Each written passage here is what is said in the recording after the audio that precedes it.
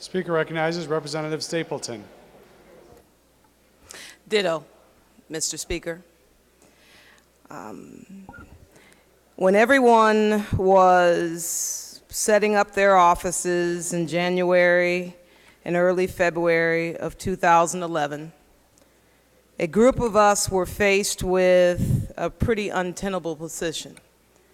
65, 70 pages of all new language, all intent on removing local control. I stand here as one of the state representatives from the largest city in our state, clearly faced with fiscal challenges. But yet, while I know that some of our local governments, villages, townships, counties are in trouble, Mr. Speaker, I believe a lot of that trouble has been born out of the decisions that have been made in this chamber.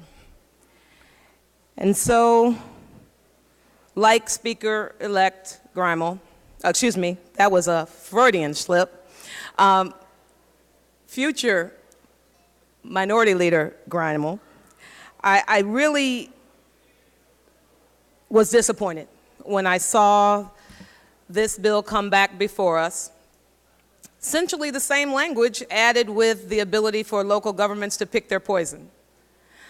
I would hope that those who remain in this chamber after I'm gone would think a little harder on what we believe is the role of this chamber, and would move to help local governments remain strong versus taking away the will of people to sell off assets and to reassign pension obligations and to do all the other kinds of things that in some cases might need to be done but can be done in the hands of those who are locally elected to handle the business for their jurisdictions.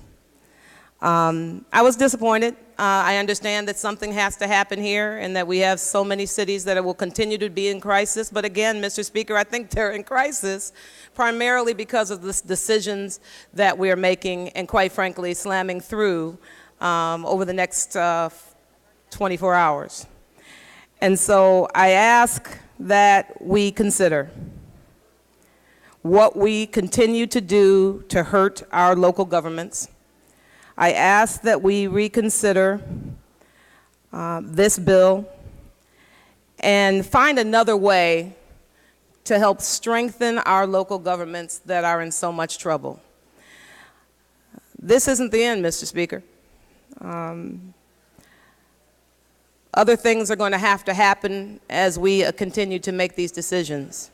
And I'm hopeful that as you move forward, while this probably will leave this chamber, that everyone who remains will think about why we were sent here. We weren't sent here to circumvent the legislative process. We weren't sent here to take away powers from local government officials. We were sent here to keep this state strong. And I truly believe, respectfully, Mr. Speaker, that Senate Bill 865 doesn't do any of those things. Thank you very much.